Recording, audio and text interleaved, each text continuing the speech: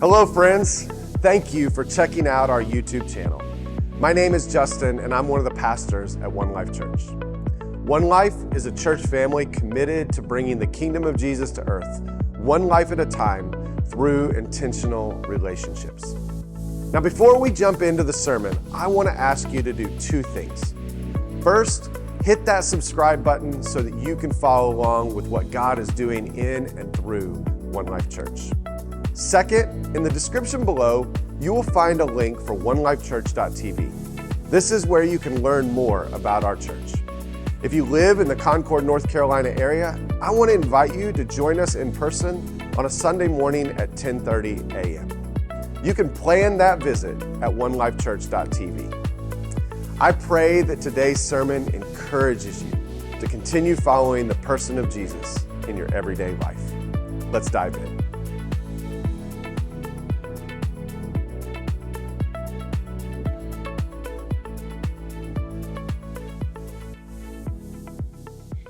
It is so good to be back with you guys. As some of you know, I've been on like a little bit of a mini Sabbath break the past couple of weeks, and I had a chance to do some really awesome things, take some classes, and I went back to Abilene, Texas, where I went to seminary at ACU for a ministry conference a couple weeks ago.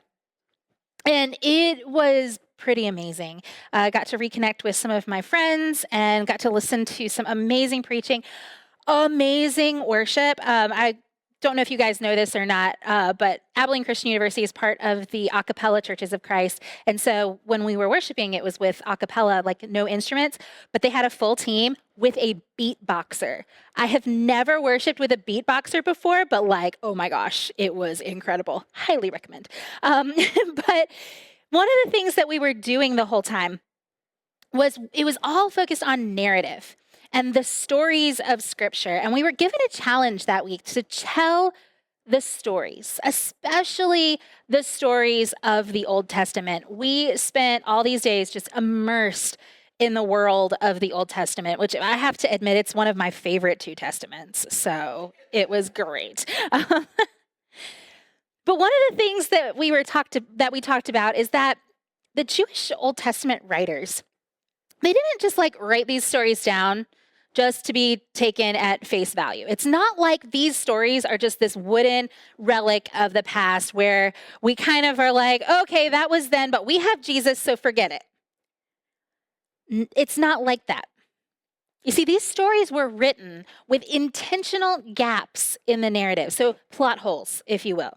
There are intentional details that are left out, intentional people that are not included that you know probably were there.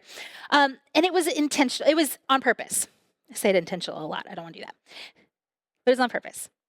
And the reason why these gaps are there is because in that culture, in the Jewish thought, the reason for the gaps was to find a place for you to fit. And it was a way for you to be invited into the story, so that you could walk around in it and you could see, where would I be here? What would I have done if I were in that position? And that's not just true for the readers back then. We can do that today. So today we are going to talk about shalom. And shalom is this Hebrew idea of peace, of wholeness. And it's peace and wholeness within and within your family, and within your community. Shalom is the goal to strive for. It's something that is expected. And when it is broken, there is an expectation that you will do what you can to restore it. So here's what we're going to do. And it's going to be a little different. I want to tell you a story this morning. And it's a story in 3 parts. And there aren't really going to be any slides, and I'm not going to ask you to pull out your Bibles because I just want you to walk around in the story with me. Though the story comes from Genesis 32 and 33 with some details pulled in from some other chapters, so you can read that later, but we're just going to talk about it. And after each section, some questions are going to come up on the screen, and you'll have 3 minutes to talk about the questions with the people around you. Now, this is a story about a family, a mom, a dad, and two brothers. But mostly the story is about the two brothers.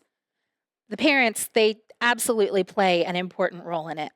You see, the family had a history, generations of hurt and mistakes and brokenness, especially on the father's side. And all of that bled into the lives of his own family after he got married and had two sons. This family was torn apart by favoritism and lies and theft and anger and rebellion. You've probably heard this story if you've been around Sunday school long enough.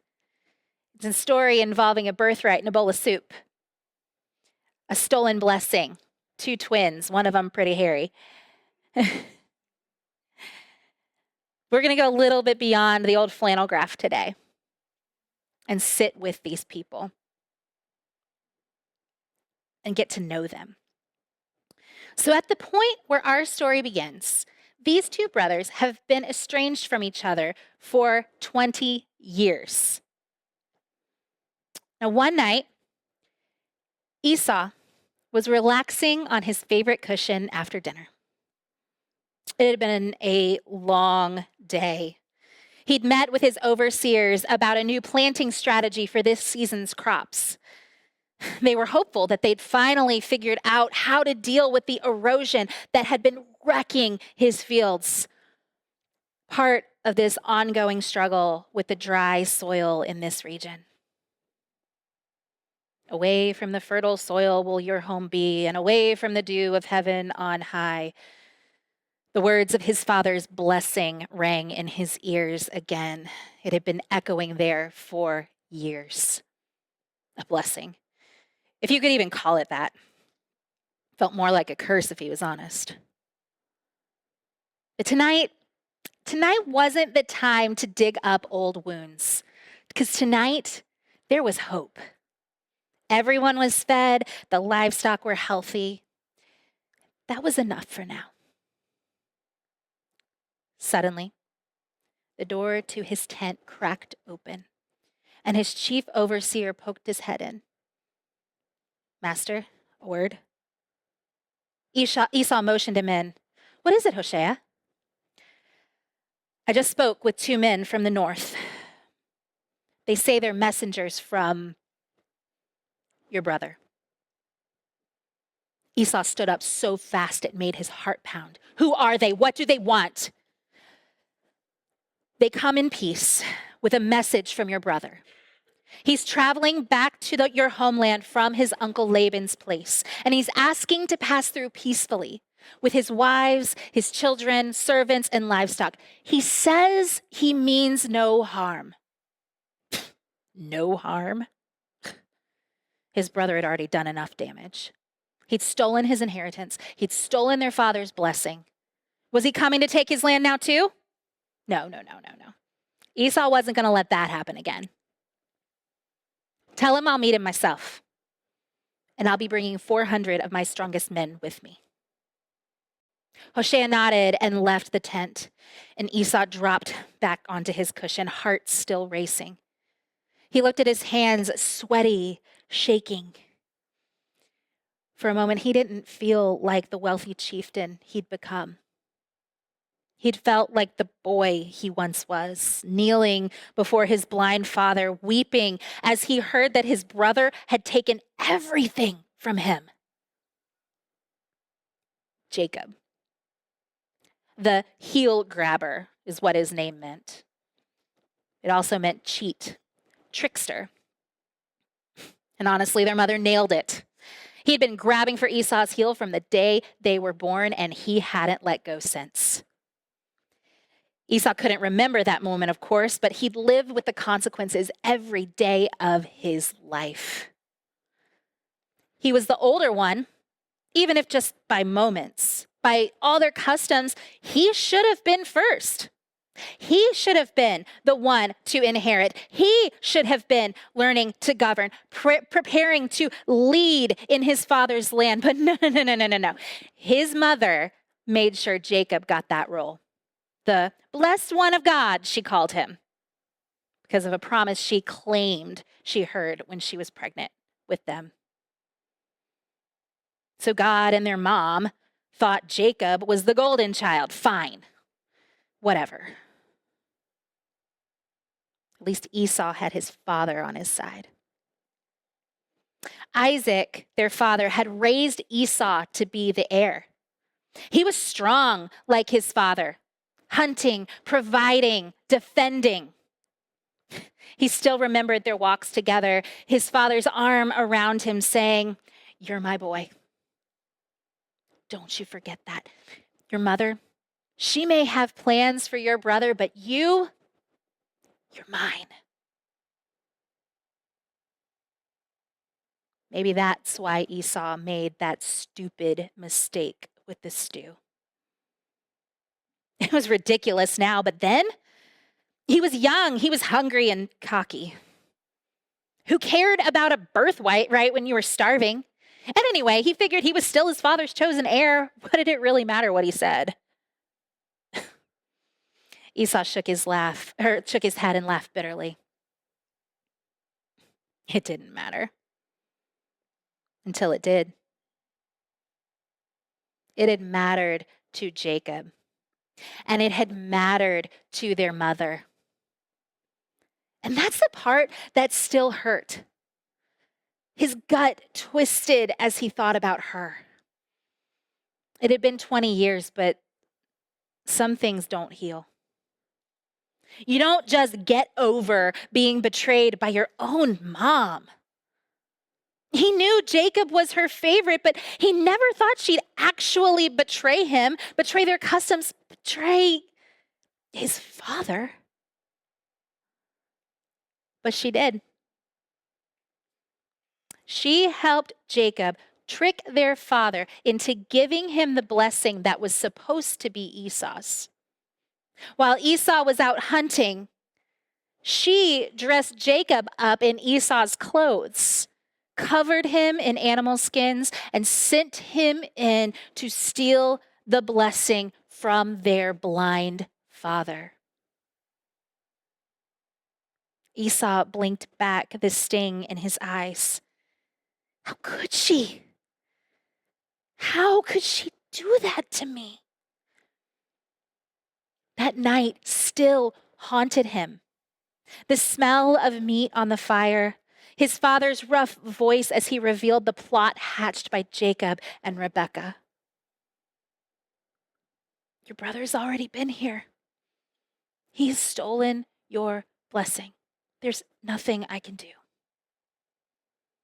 Esau remembered falling to the ground, no longer pretending to be the strong one. He begged his father for something, anything, to give him a hope for the future. And he remembered Isaac's withered hand, lifting his chin and speaking those haunting words. Away from the fertile soil will your home be, and away from the dew of heaven on high. You will have to fight for everything you get, and under the shadow of your brother's rule, you will live. But one day, you will break free from the burden he has placed on your shoulders. Esau breathed deeply. Maybe this was the moment. His chance to finally break free of his brother once and for all. He wasn't the same person anymore. He wasn't young and desperate. He was a man now, a leader, strong, and with 400 loyal men ready to defend him. Esau blew out the candle and lay down, but sleep didn't come easily. His mind raced, and his dreams were full of trouble. The messenger, breathless from running back to camp, gasped for air. He swallowed hard and he said, "He's coming. Esau is coming himself, and he's bringing 400 men with him." Jacob slumped into his chair, heart pounding, his dinner, lamb and honeyed bread, rising in his throat. He could barely speak. Separate the livestock and the servants. Send one camp east and one camp west. Tell them that if either hears the sound of war trumpets, they just need to run. Run for their lives. Maybe, just maybe half of us will make it out of here alive. Then another thought hit him. He called over his chief servant. We need to send a gift to Esau. Gather our best animals, goats, sheep, camels, donkeys, cows. Just send them on ahead to meet him. The servant's eyes went wide. How many, master? Dozens, hundreds. I don't care, as many as it takes. If it's repayment Esau wants, if he needs me to settle a debt, then maybe we can buy him off before he attacks. There's still a chance to save our lives. Hurry, we do not have time. The servant bowed low and rushed off to follow his orders. Jacob stepped outside his tent and looked at the stars. He fell on the ground with his face buried in the dirt and prayed, God of my father, my grandfather, you sent me back here with a promise to do good for my family. I have spent my whole life fighting for that promise. I came out of my father's land with nothing, and look how I've been blessed. But now, all of it could be gone tomorrow. Please deliver me from Esau's anger.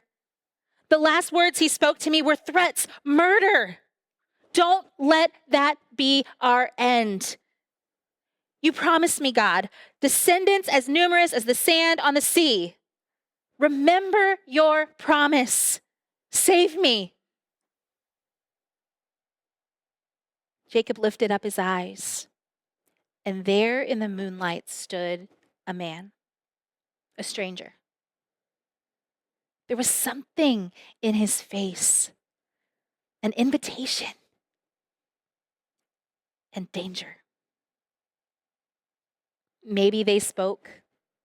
Maybe the man just motioned for Jacob to follow him to an empty hillside. Maybe the man struck first, or maybe Jacob did. It doesn't matter. But soon, Jacob found himself wrestling with this stranger, fighting, grappling with him beneath the stars. Seconds turned into minutes. Minutes turned into half hours that turned into hours. And still they fought over and over and over. And then somehow it wasn't the stranger anymore that he was fighting. It was Esau. They were back in the womb, struggling again, fighting for their father's blessing, for the birthright. Jacob had won that fight before, hadn't he? But was it worth it? The stranger faked a move to the left, and Jacob swung, missed, and landed flat on his back, gasping for air.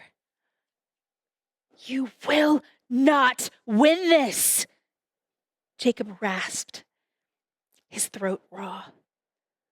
He grasped for the man's ankle and yanked him down. Heel grabber, cheat, trickster. Maybe that's all Jacob was, all he'd ever been. He'd always relied on his wits, always schemed to get what he wanted. And now suddenly, he wasn't just fighting his brother, it was his uncle Laban, the trickster's trickster. The one who had cheated him out of 7 years of his life, cheated him out of his peaceful marriage with Rachel, out of his wages for all those decades worked. But Jacob had prevailed, hadn't he? He'd beaten Laban at his own game. He walked away with much of his uncle's wealth. He was fighting again now, and he'd prevail again. No one puts the heel grabber under their feet. Hours passed, and still they fought. Jacob's mind raced. He thought of his father, his mother, his wives. everyone who had ever stood between him and the blessing he deserved. All his rage, his hurt, all of it poured out into this fight. But no matter what he tried, he couldn't subdue the man. No matter what he did, he couldn't outwit him. As dawn began to break over the hills, they were still locked in a fierce stalemate. Neither had the upper hand. And that's when it hit Jacob, harder than any of the stranger's blows. This wasn't about Esau. It wasn't about his parents or his family or getting what he deserved.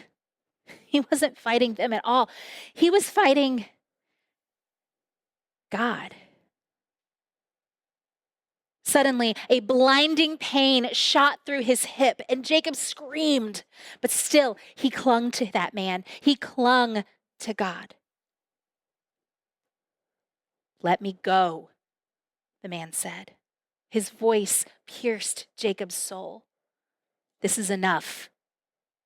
"No," Jacob gasped. "Not until you bless me." No more cheating, no more trickery. If God was going to bless him, Jacob would just ask. Just ask. "What's your name?" the man asked, his voice much softer now. Jacob hesitated because his name was now a mark of shame. "Jacob." "No more," the man said. "Your name is now Israel." It means strives with God. Because you have wrestled with man and you have wrestled with God and you have prevailed. An overwhelming peace rushed over him as the name Jacob with all its baggage fell away. The heel grabber was dead. He was Israel. He had prevailed. Israel asked, "Who are you? What is your name?" The man smiled and looked at him and said, "Do you really need to know? Be blessed, my son." And just like that, he was gone. Jacob, Israel, looked around and breathed deeply. "I'm alive. I have seen God and I lived." He stood in the morning light, bruised, limping, in pain, but alive. More alive than he'd ever been. "I'm ready. Today I meet my brother. God, go with me." So how is this going to end? The sun was already high over the hillside when Esau set out with his men. Remember, he warned them, "We're not here to start a war. Stay cautious, keep your eyes open. My brother is cunning, so if it looks like he's planning to do anything to take our territory, do whatever it takes to stop him." His men nodded, falling into step behind their chieftain. They hadn't gone far when they came upon one of Jacob's servants leading a group of animals. The servant stumbled over his words, eyes cast down. A gift for you, my lord. My master sent me with this message. Please accept this gift from your servant. He's here with his family, livestock, and people. All Jacob asks for is safe passage through your land. Esau's eyes narrowed. Servant? Did he hear that right? His brother, the chosen one, calling himself Esau's servant? No. Had to be another one of his tricks. "We march on," he ordered his men. A little further along, they came across another drove of animals. Another servant of Jacob with the same story.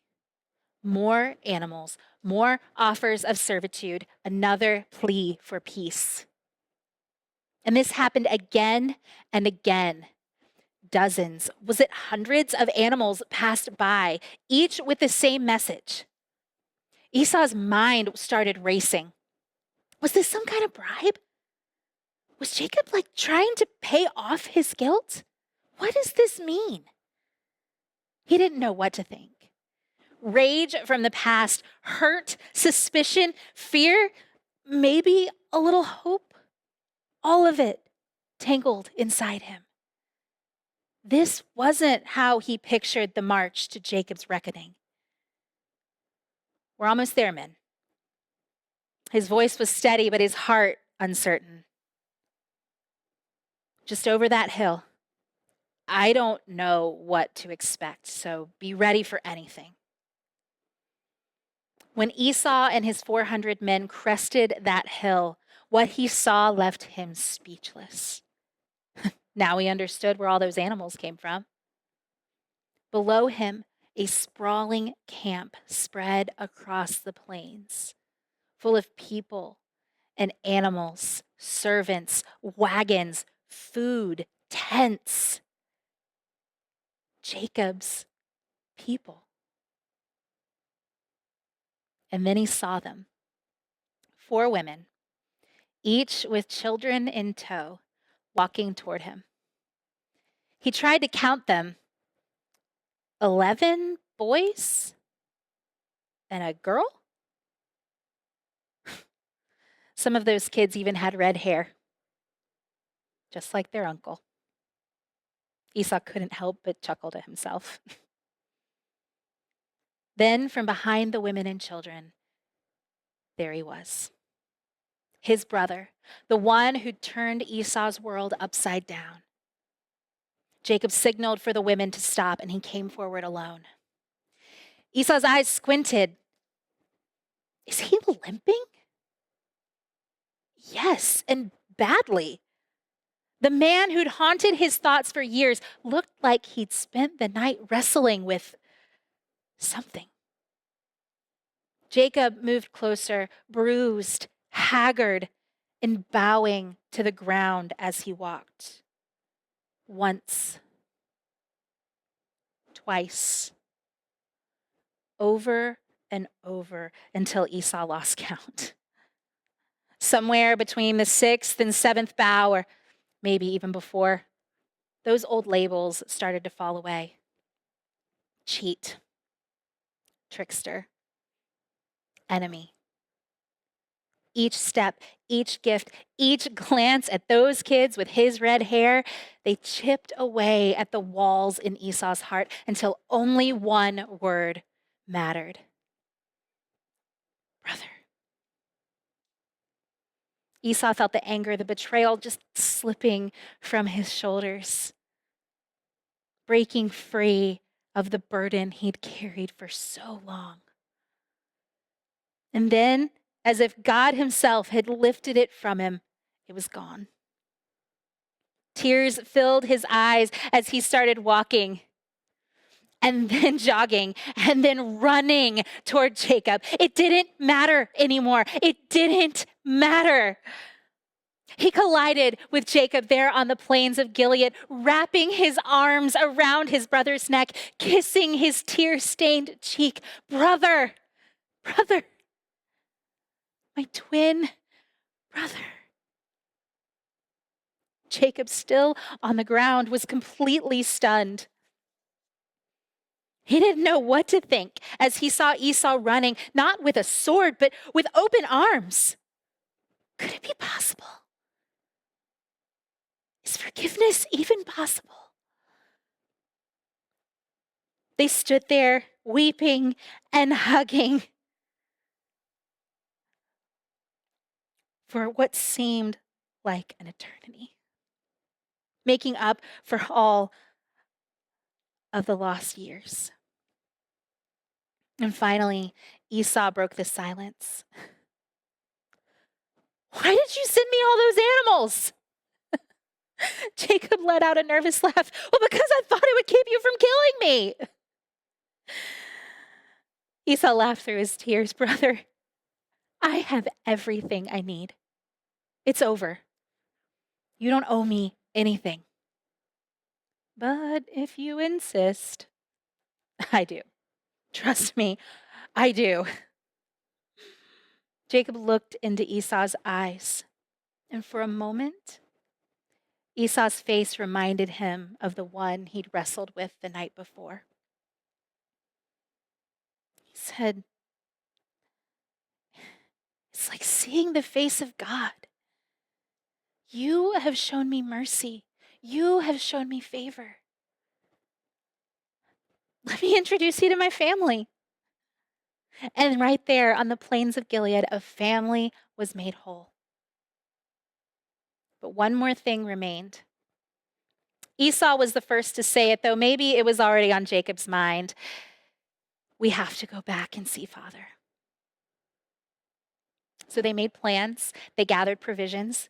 Those 400 men who had come for battle were now Jacob's protection for the journey. Maybe they spent hours, maybe days, talking over old times, catching up on lost years.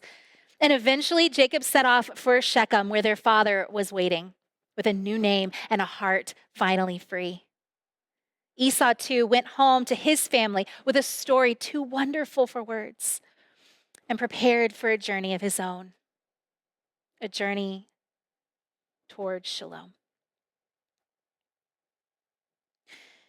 Friends, we've all been both of these brothers. We've been hurt and we've hurt others. We've all fallen prey to the notion that if someone hurts you, deceives you, steals from you, just cut them off and cut them out of your life. If someone votes different or looks different or loves different or speaks different, well, they don't belong in your world.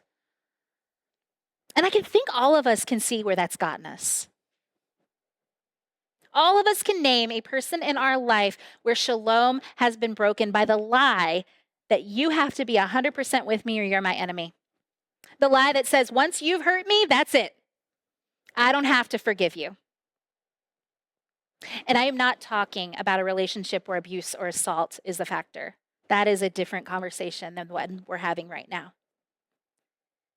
But right now, or next week, or sometime after November 5th, we will be standing on top of a proverbial hill with a choice to make.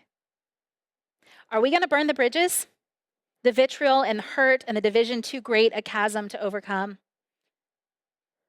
Are we going to do something crazy?